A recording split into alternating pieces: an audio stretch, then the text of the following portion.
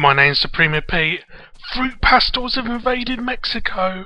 On this is Minecraft Willy.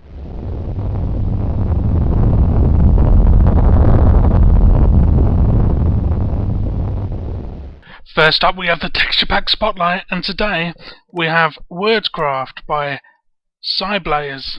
Well, this texture pack is pretty random. Every block has the name of the block on it. So here we have grass, and it's called grass. My cloth block in my hand says cloth, and everything has their own name on it. Personally, I couldn't see myself using this texture pack a great deal, but it is pretty awesome for something different than everything else out there. So if you're looking for something to play around with for a while that's totally different from any other texture pack out there, get this texture pack. It is pretty damn awesome. Now we're moving on to the map spotlight, and this week's map spotlight is the Alchemy Challenge by Mystical Zelda. When I first found this map, I had no clue who made it because I didn't really look at the name, but Mystical Zelda is actually a subscriber of mine, I believe, so that is pretty damn awesome. And also they do some stuff on their channel which you should check out as well. But anyway, to the map. The Alchemy Challenge, there's rules. You're not allowed to break blocks, but you're allowed to place blocks if you get them in the chest. And you're allowed to craft stuff as long as they're not like tools. And you got to collect books. The more books you get, the higher score you get.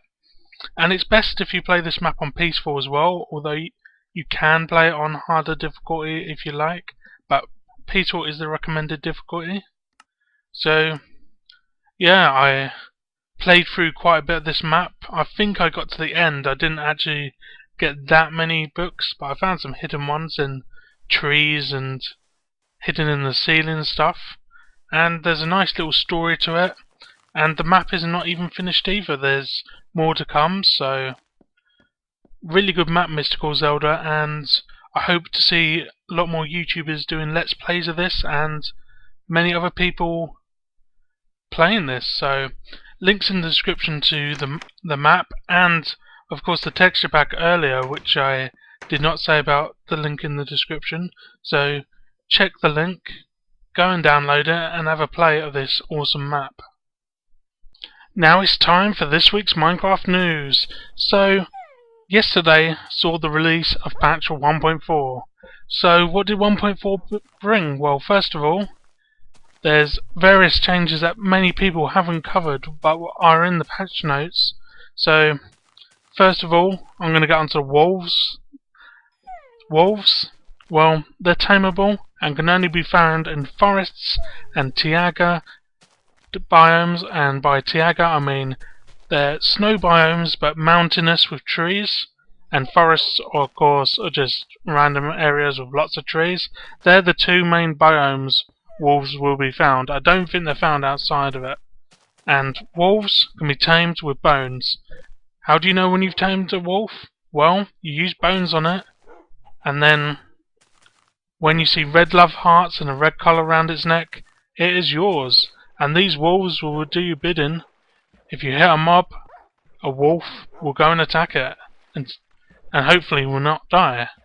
Also, you can tame multiple of them, and they have cool effects, like if you right click on it when you've tamed it, it will sit down, and if you go through water and then back onto land, it will brush off its fur, and it looks really cool. So on top of this, they added cocoa beans. Well, they didn't actually add cocoa beans, they're in a previous patch, but they're actually available to get in game now in dungeon chests. Unfortunately there's no cocoa tree or nothing like that yet, but well, they're in game. And with cocoa you can make cookies now. Cookies are a stackable food. They can be stacked up to 64 in a stack like most things, and they only heal half a heart, but the fact that they're stackable make them better, I guess. So what else is there? Of course, cocoa can be made into brown dye, which you can dye wool with or sheeps to get your brown wool. Also, brown wool can also be get from sheeps normally, because brown sheeps are in the game now. So don't despair if you can't find any cocoa. You can find brown sheeps. Not a problem. So what else? Apparently flowers and mushrooms are now more common. Dungeons are more common, but that's unconfirmed. Wheat now grows more quickly. Sugarcane can grow up to 4 blocks tall now instead of 3. There's a new block called Lock Chest. I have no idea if this is something for a later patch, but it's in the game now. There's also been the thing with the bed. It is supposed to reset your spawn location to the bed now. Unsure if it's fixed or not yet, because someone told me it's buggy, but yeah. Apparently movement in flowing water is slower, so that's something new. There's a new Minecraft logo as well. It's no longer just 3D blocks. It's got a little creepy face in the A there. You'll see that when you've logged in, of course. So there's a lot of infrastructure in the game also for statistic lists and achievements now. These were supposed to come in 1.4, but didn't make it because they didn't quite finish it. So I expect them in 1.5 or even maybe in a minor patch like 1.4_01 maybe. And apparently there's been a bug which I know some will be happy with, which is client-sided slime spawns on multiplayer have been fixed. I would love to see that be true, because I have had nothing but annoyance with slimes on multiplayer recently in stupid caves.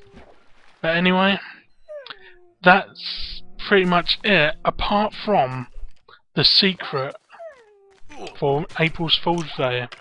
Now in game you may be wandering around and you see a chest and think, why is there a chest randomly in the middle of nowhere? Well, chances are it's a Steve Supply Co chest. So you click on this chest and you get like a menu that says you need a Steve Supply key, or you can go to the store and try and buy a key. This will bring up a web page with a Team Fortress 2 style store. It has keys, creeper saddles, response from support, and coming soon for $1,499. So you can add this stuff to your cart and, well, see for yourself what happens when you go to check out. Yeah, I thought it was pretty funny. It's obviously an April Fool's joke, but I love these little things they put in the game for April Fools.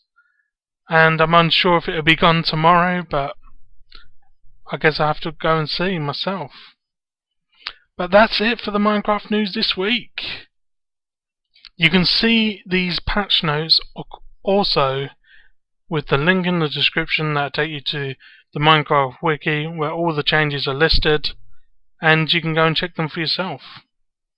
So after a lengthy Minecraft news, it's time for the channel spotlight, and this week's channel is In the Littlewood, and this is a channel I've recently found. He's got less than 200 subscribers at the moment, so let's try and get that above 200 and give him some support. He's done a few Minecraft videos now. He's done some playthroughs with his friend, and he's also done a Legend of Zelda AdventureCraft playthrough, which is really cool.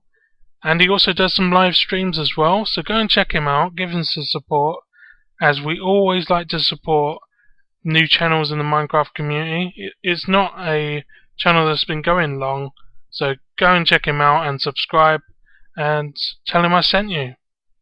So that is pretty much it for this week's video, I'm afraid to say. So it's been a pretty lengthy one this week with all the news. So thanks for watching. You've been watching Supremo Pete, and we'll see you next week for some more news, texture packs, maps, and channels. Goodbye.